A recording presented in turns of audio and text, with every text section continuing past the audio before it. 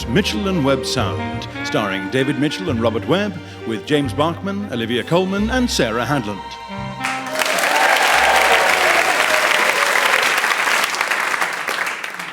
Have we had any maintenance forms back from the 5th floor yet? No, I don't think so. We've got a couple of green slips, but I think they're just the regular requisition list. Sorry, I can't hear you. I said we've had some green slips, but I don't think they're from the 5th floor. They're just a requisition list. Oh, for goodness sake. Will you please keep it down in there? It's no good. I mean, they have to do what they have to do. But it's so inconsiderate. This is a busy building. There are people trying to run a country here, don't they? Hello, room 102. I'm sorry, you'll have to speak up. Right, okay. Well, we'll try and send someone to fix it in the next 10 to 12 weeks. Well, I'm sorry, but please bear in mind, we do have a telescreen in every room of every house in the country. It's a huge logistical undertaking. Yeah, of course he's still watching you, just not in that room. Well, you and your husband will have to watch each other. Oh, did we? Well, you'll just have to watch yourself then. Oh, dear. I think there's water coming in through the wall. What? Where? Oh, honestly, this really is double plus I'm not annoying. What have they got in there today, anyway? A killer whale. A killer whale? How did they get it in there? Well, they spent most of the weekend on it, reinforcing the floor, waterproofing the walls, Ineptly. filling it with seawater, and then lifting the whale in through the ceiling with a crane. Bloody hell, and we can't even get an engineer round to fix the telescreens. It's a core value, isn't it? Minnie Love sets great store by the fact that room 101 always contains your worst nightmare, no matter how much of a headache it is to organise. In this case, for instance, the subject specified that the killer whale had to have the face of his old French teacher. Well, you can imagine what a job it was making the giant prosthetic face of a woman who died 20 years ago, let alone persuading the whale to wear it. No! Do it to Julia! Do it to Julia! Oh, thank God for that. Does that mean they've finished? Yeah, that's the usual sign. Julia's a popular girl. They should start changing over now. Yeah, there we go. Good, maybe we can get some work done in peace now. Oh, God, not again. You know, sometimes I think people are getting wise to room 101. Now, be fair. There are lots of people who genuinely are scared of intimacy.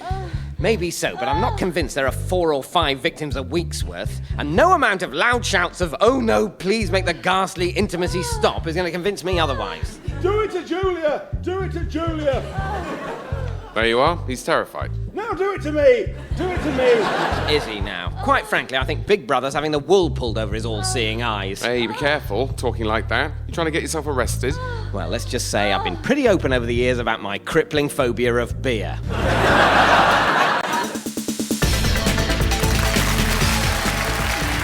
Hello, and welcome to another edition of Who's the Winner? With me to test their mettle in the toughest game show on television are Deborah from Keithley. Hello. And Keith from Deborah in the Wold. Hello.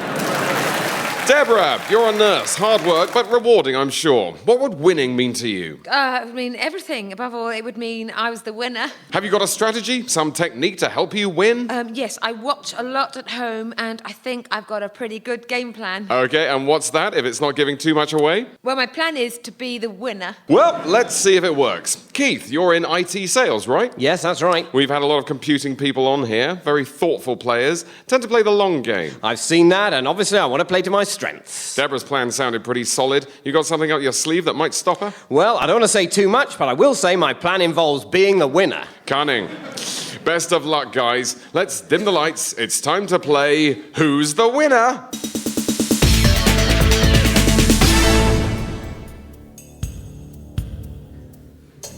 And the winner of this week's Who's the Winner is Deborah! Well, when I look back, I think I played a good game, but I made one vital mistake. What I should have done is I should have been the winner. Seems obvious now, but, well, that's the game. But that's what I would have done differently. I'd have won. Oh, isn't it lovely to have a tomato that actually tastes like a tomato? Oh, isn't it? Oh, yes. Sorry, what? Well, you know, it actually tastes tomatoey rather than just like a supermarket tomato. What does a supermarket tomato taste like? Well, they don't taste of anything, really, do they? No. I think they taste of tomato. To me, they taste of tomato. Is that wrong? Oh, how can you say that when you've tasted these ones? I mean, you just couldn't get that from a mass-produced tomato. You could eat two, or put some ketchup on it, and then buy a couple of Mars bars, and it would still be cheaper. Oh, don't get me started on chocolate. I mean, it's got to be 70% cocoa solids or more. Oh, of course. I prefer dairy milk. Oh, you can't. I mean, you can't really. Not really. I find posh chocolate quite bitter.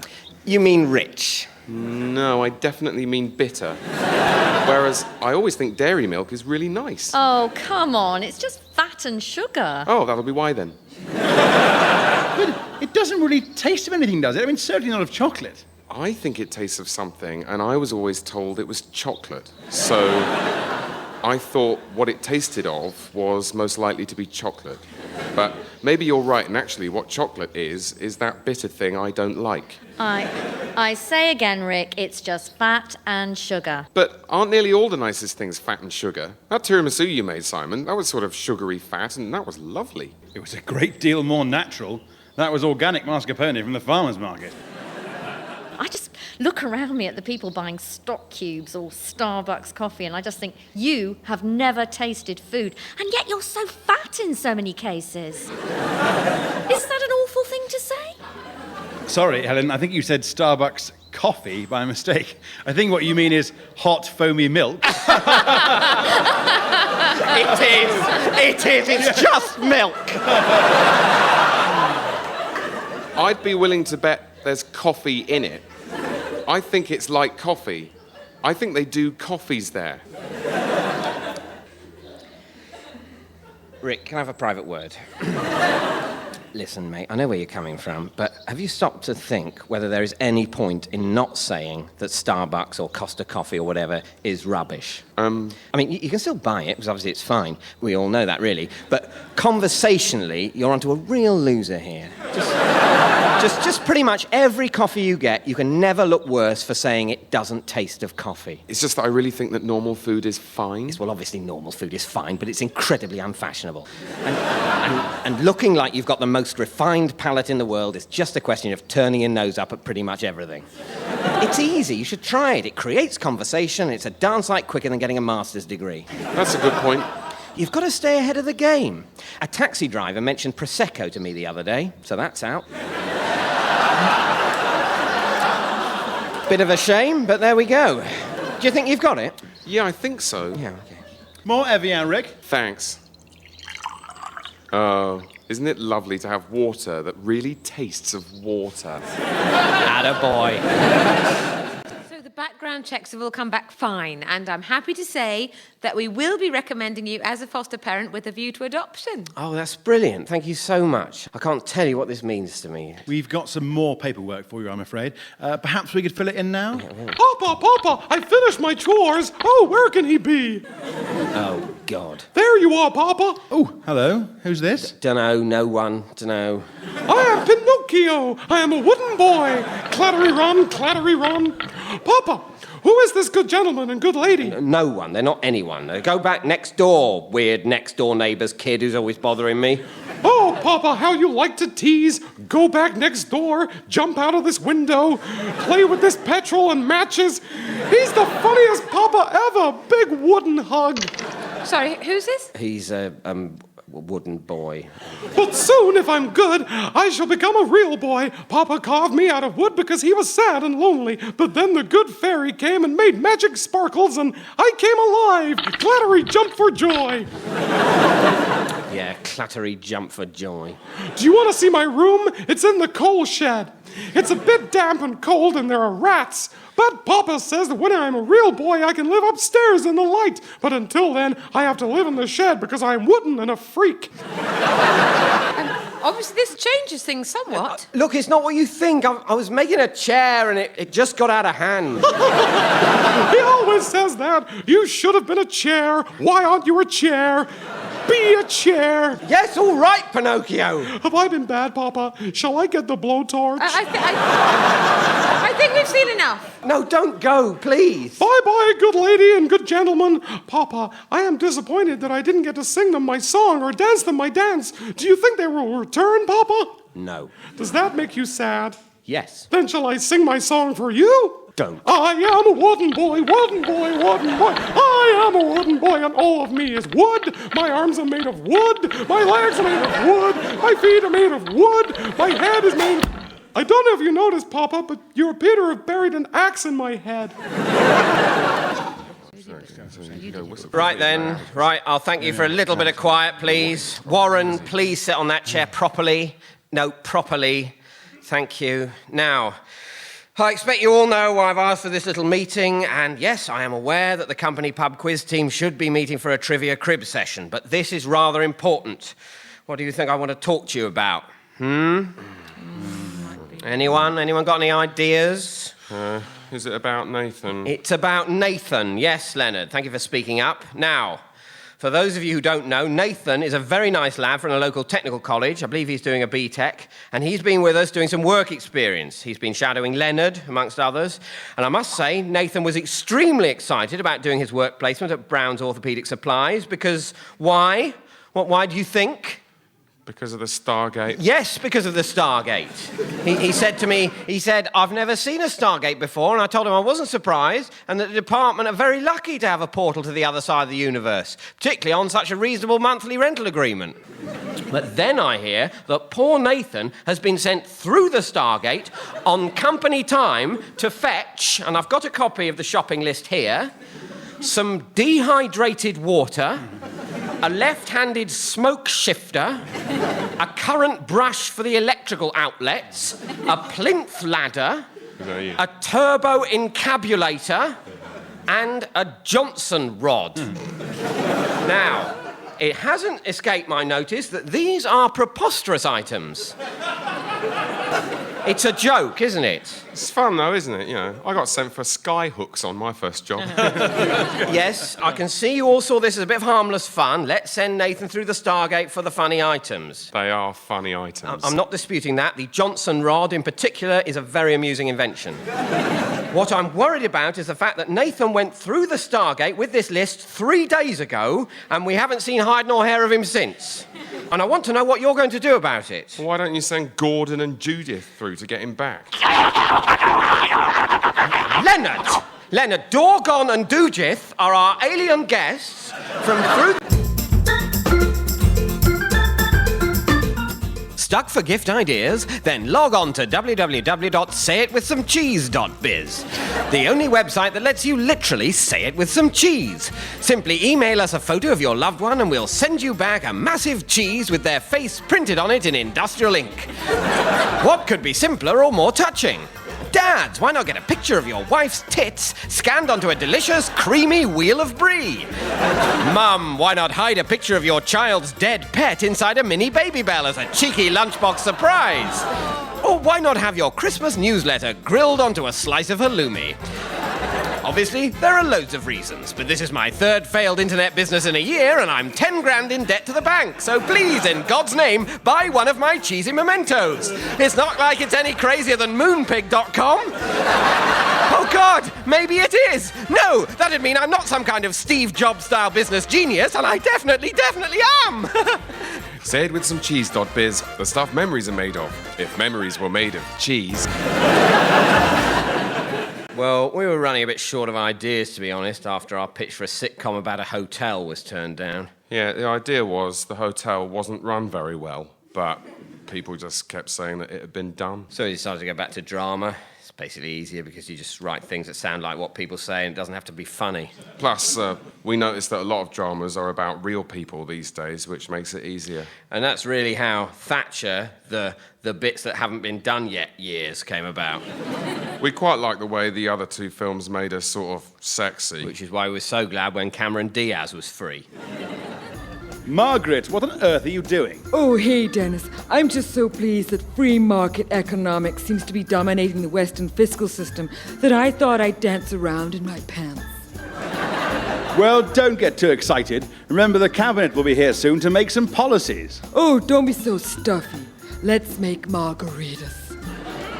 Plus, the other thing we liked was that when you're writing something set in the past, you can make lots of references to things that you know are going to happen. People love that. It makes you look really clever and witty without actually having to do a joke. Oh, I don't know, Dennis. Sometimes I just worry that there will be a leadership challenge about 1990, and although I'll win the first round of voting, I'll have to concede before the second round, and John Major will become Prime Minister instead. But I suppose that could never happen. Dennis? Sorry, darling, I was miles away. I was just thinking how the 2008 FA Cup final could never be between Portsmouth and Cardiff. Oh, and Dennis, tell Carol to tidy her room, will you? It's like the Australian jungle in there. I do it myself, but I'm busy dancing around in my pants. Oh, it's a lovely day for a picnic. Thanks for asking me, Graham. Actually, I've been wanting to ask you out for ages. I was starting to think you weren't going to. There you are, Papa. Clattery run, clattery run. Oh, grass. Slightly less clattery run. Oh, God. Papa, you'll never guess what happened. I couldn't get out of my bedroom in the shed. A chair had fallen against the door, and so had a fridge, and a filing cabinet, and a piano. Really? Oh, dear. Still, you got out, though. I tunneled out with my hands. Look. Oh, my God, look at your poor hands. Do not be alarmed by my broken, splintered stumps for hands, pretty lady. It hurts me not, for I am a wooden boy. Graham? Yeah, it's a wooden boy. It's complicated. But soon I will be a real boy. I just need to wish upon a star. Don't I, Papa? Yeah, tell you what, why don't you go and jump in the pond? Oh, Papa! Oh, the funny things you say. Why don't I jump in the pond, indeed? Why don't I see if I can fly off that bridge, indeed? Why don't I just go away and never come back, indeed? He's the best Papa ever. Happy wooden sigh. Oh, look, a scrummy picnic. Would you like some? Oh, yes. But Papa will not let me eat real food. Oh, that's a bit cruel. It's not cruel. He hasn't got a digestive system.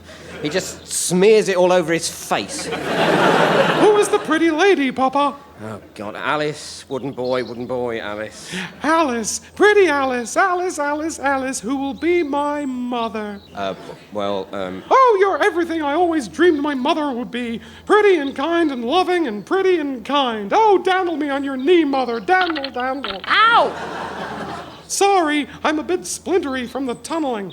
Sing to me, Mother. Sing to me of Candyland with its chocolate trees and marshmallow clouds and fizzy wasps. No, look, can you just get off? Oh, clattery fall. I think I'd better be going, Graham. No, don't go, please. It's not. I was trying to make a chair. It went wrong. Goodbye, Graham. Goodbye, Alice. She was so pretty and lovely, and now she's gone. Yes, now she's gone. Shall we dance around or play a game? Yeah, let's play hide and seek. Hide and go seek, my favorite. I'll count 1, 2, 3, 4, 5. Papa, you're not going to hide in Holland again, are you? Papa! Come in. Are you busy, Mr. Chapman? No, not at all. Take a seat. No, thank you. No, please do. I'd rather not. Are you sure? Yes. All right. Well, Neil, what do you want to see me about? I understand you've recently promoted Susan to junior undermanager in charge of Southeastern Supply. In charge of South and Southeastern Supply, yes. Right. I'd like to respectfully suggest that you reconsider that decision. Why do you say that? She's decadent, Mr. Chapman. Decadent? Yes, Mr. Chapman. Perhaps not to the extent reminiscent of the Regency period, but certainly akin to the pre-Reich Weimar Republic. Weimar Republic? Have you seen the film and/or the stage musical Cabaret, Mr. Chapman? Well, it was some years ago now, but yes, I have. Then you'll have an idea what I'm talking about. Yes, I think Susan should have an opportunity to respond to these accusations of yours. Susan? Yes, it is. Could you step into my office, please? No, now really would be better, if you don't mind. Okay. Incidentally, I don't think you'll see anything along the lines of my polite refusal of your offer of a seat from her. In fact, she'll probably demand a chaise longue. Yes, well, we'll see. You wanted to see me, Mr. Chapman? Susan, why are you covering the top of your head with your hand? No reason. Are you hiding something? No. Then please take your hand down from there. It's rather off-putting. All right. Susan, Are you wearing a tiara? No. Well, I mean, I am, but it isn't mine. Please take it off. I can't. Somebody sneaked up on me and glued it to my head and then ran away. Who did this? I didn't see. Might it have been Neil? What? I would never... All right, it was me. But everything else I said was true. She'll bring the company to its knees with her self-indulgence and her laissez-faire moral attitude, Mr. Chapman. Neil? Yes? Get out. Whilst you're here, Susan, we might go over a couple of things. Would you like to take a seat? Sure. It's not very comfy, this chair, is it? Have you got any Baileys?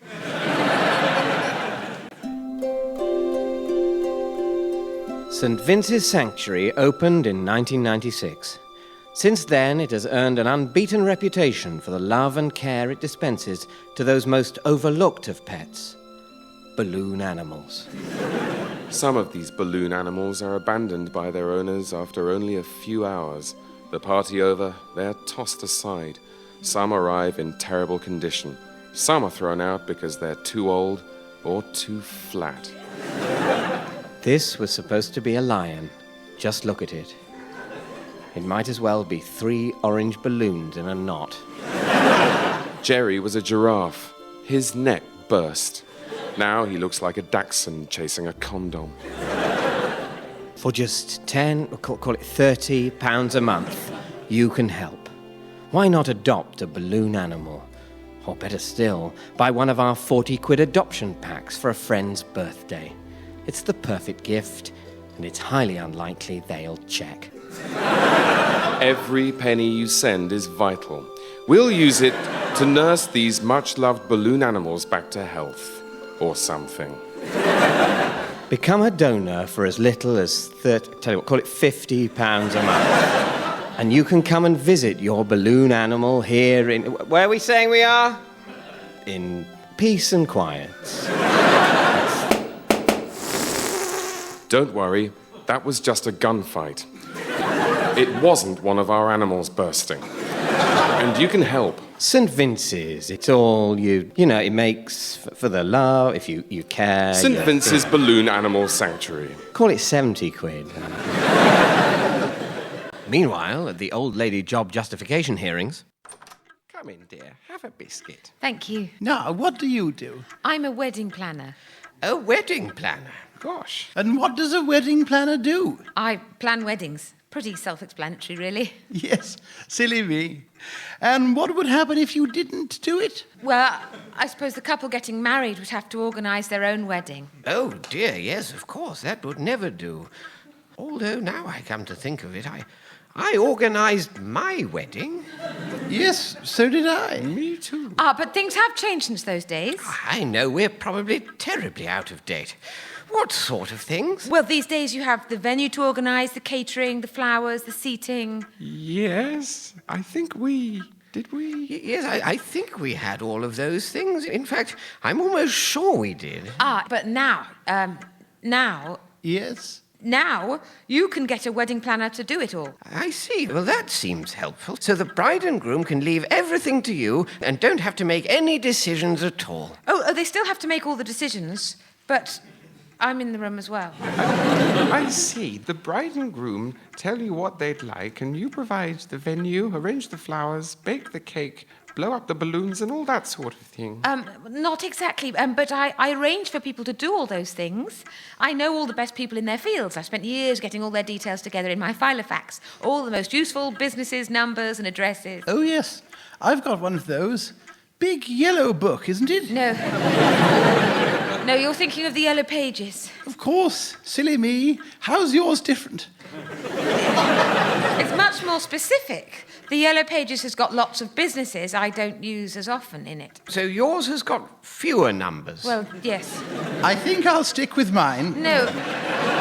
You don't understand. This has got all sorts of things in it. Like the best cake maker in the country, lovely stately homes where you can get married, a smashing little wedding shop. A little shop, you say? Oh, that sounds lovely. Very useful. Yeah, it is. It's a terrific place. They stock pretty much everything you need. I use it all the time. Couldn't the bride and groom use it instead? Theoretically, I suppose, but they get so much pressure from their families and friends, it can be very difficult for them. People often say to me it would be much easier if it was only the two of them they had to please, but they're bombarded with all these different opinions on how to run the wedding. Which is where you come in. Exactly. I give them my opinion on how to... Oh, Yes? they don't really need me to... No. But I really love weddings. You could always ask for a job in that nice little shop. Can I keep my big Filofax? Of course you can, dear. Have another biscuit. In you come, Pinocchio. Keep your eyes closed. I'm so excited, Papa. Nervous, clattery walk, nervous, clattery walk. You've never bought me a present before, apart from those sandpaper trousers, but they hurt me so. Uh-huh. Well, here you go. Oh, it's beautiful. I'm so happy. I'm the luckiest wooden boy in the world. What is it? It's a magical doorway. Where does it go? Oh, to Candyland? Yeah, that's it. Yep. And when you get to Candyland, if you eat the candy, you turn into a real boy. Where did it come from? Good fairy. Why does it say B and Q on the side? That stands for butterflies and Quincy. Two of my favorite things. Yeah. Butterflies and Quincy wood chipper. Yeah, what it does is it makes people who are made of wood, like you, really chipper by sending them to Candyland. Oh, thank you, Papa. You're welcome. Right, let's get you in. Just think, Papa, soon I will be a real live boy, and we will be so happy, you and I, and maybe you'll get your old job back and you won't have to drink that nasty drink that makes you so cross and shouty. Uh-huh. Brilliant. In you pop, then. Let me just turn it on at the magic candy switch.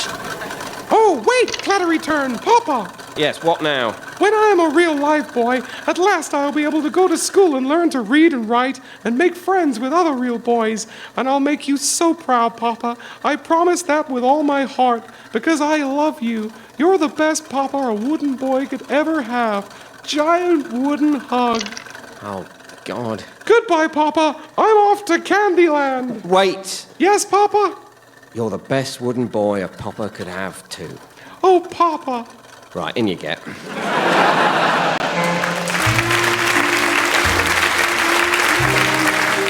That Mitchell and Webb sound starred David Mitchell and Robert Webb with Olivia Colman, Sarah Hadland and James Bachman. It was written by David Mitchell, Robert Webb, Jason Hazley and Joel Morris, Jonathan Dryden-Taylor, Madeline Brettingham, Kieran Self and Giles New, Eddie Robson, Carrie Quinlan, Toby Davis, Chris Pell and John Finnemore. The producer was Gareth Edwards.